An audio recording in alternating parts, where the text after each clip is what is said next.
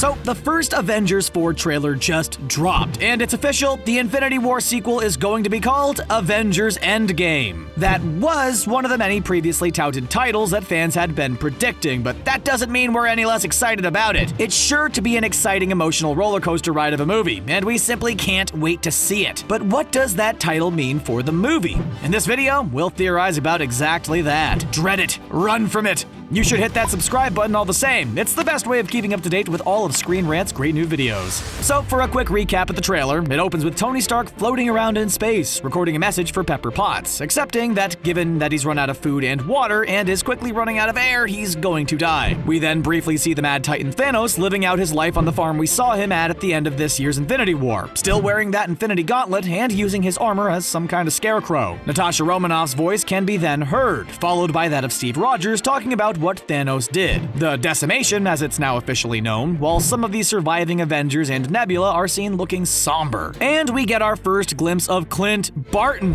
in what looks like Japan wearing his Ronin gear. Romanoff then tells Rogers that it's going to work, and Rogers says he knows it is, suggesting he wouldn't know what to do with his life if it didn't. This, of course, suggests that the surviving heroes have a plan. Exciting, right? Well, things then get more exciting as the Avengers Endgame title is revealed, before Romanoff and Rogers see Scott Lang on a screen, seemingly outside Avengers HQ trying to get in. Rogers wonders if it's an old message, as they obviously assumed Lang was decimated when Thanos snapped his fingers. But Romanoff confirms he's outside, and that was our trailer. Of course, we've learned not to believe anything we see in MCU trailers. The Hulk was shown fighting in Wakanda in the trailers for Avengers Infinity War, and we know how that turned out. In the Endgame trailer, for example, we see Letitia write Shuri on what looks like a gallery of missing people, which has led to some fans assuming she disappeared when Thanos snapped his fingers. But we were previously told she survived the decimation. Don't believe your eyes, guys! But what does the Endgame title mean for Avengers 4? Well, it's a callback to two previous uses of the term in the Marvel Cinematic Universe. First of all, Tony Stark used it in 2015's Avengers Age of Ultron when referring to cosmic threats. Then, Doctor Strange used it in Avengers Infinity War after handing the Time Stone over to Thanos to save Tony's life, saying, "We're in the Endgame now." Therefore, you have to assume that both Stark and Strange will be important in this movie. Stark will obviously be rescued from the cosmic wilderness, perhaps by Captain Marvel, Thor, or even Strange himself, who will probably be revealed to be alive, having faked his own dusting in Infinity War. It could even be Pepper Potts who rescues him. In the comics, her superhero name is Rescue, a word Stark actually uses in the trailer when he leaves a message for her. And she's rumored to be suiting up in the fourth Avengers outing. Once Stark is rescued, he and Strange will then be key to accessing and manipulating the quantum realm in order to travel through time to undo what Thanos did. Of course, other characters will also be important. The term endgame is used in chess to refer to the stage of the game when only a few pieces are left on the board. Just like what happened when Thanos snapped those fingers and erased several prominent characters, or chess pieces if you want to look at it that way. The king becomes particularly a prominent attacking piece in the endgame in chess. So could that mean someone like Thor will be particularly important in this movie, given his royal nature? It's certainly possible considering how much damage we already know Stormbreaker can inflict on the prune-shinned villain. The pawns also become more important in the endgame, so could that be a reference to the fact that seemingly less useful characters like Hawkeye, Black Widow, and M'Baku will play a major part in Avengers Endgame? Again, it's very possible. Essentially, we're going to see lots of characters playing their parts to ensure the hero's chess-esque strategy is executed perfectly. Given the term's relevance in the chess world, could we even see Jeff Goldblum's Grandmaster playing a big part? That might be pushing it. We'll have some characters protecting the important ones. This will probably include the likes of War Machine, Steve Rogers, Black Widow, and Hawkeye. Others will be going all out to attack Thanos. This will probably include the likes of the Hulk, Thor, Nebula, and Captain Marvel, while others carry out more intricate tasks involving technology, magic, the quantum realm, and time travel. And this will probably include the likes of Shuri, Tony Stark, Scott Lang, and, if he's still alive, Doctor Strange. But the very fact that the title has the word end in it means we'll inevitably end up bawling our eyes out watching this movie. It will be the end for some beloved characters, and indeed the end of an era for the MCU. We're definitely going to see at least one of the original Avengers being permanently killed off. Heck, we might see several, or even all of them sacrificing their lives for the greater good. Let's face it, the likes of Iron Man, Captain America, and Thor have had their fair share of screen time over the course of the last decade. If they were to trade their lives, as was hinted towards in Infinity War, so that the likes of Spider-Man, Black Panther, and Mantis can be given another chance to shine in the franchise going going forward, it would be a fitting way for them to exit. The fact that the word game is in the title is also very curious, however. Could the heroes of the MCU end up enjoying getting their revenge on Thanos? Steve Rogers certainly seems confident that their plan's going to work, and if it all goes smoothly, some enjoyment could certainly be possible. Until,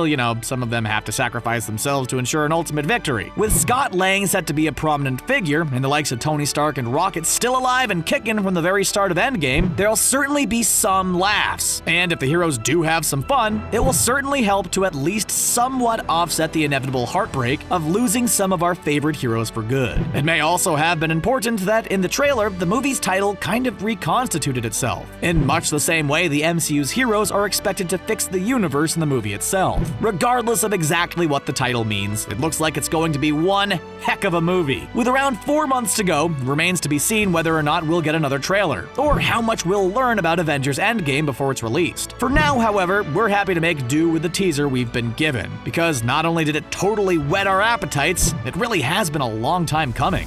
What do you think the term Endgame means for the fourth Avengers movie? Have we got it right here? Did you like the trailer? Let us know your thoughts in the comment section below, and don't forget to like, share, and subscribe to ScreenRant for more great videos just like this one. We're in the Endgame now.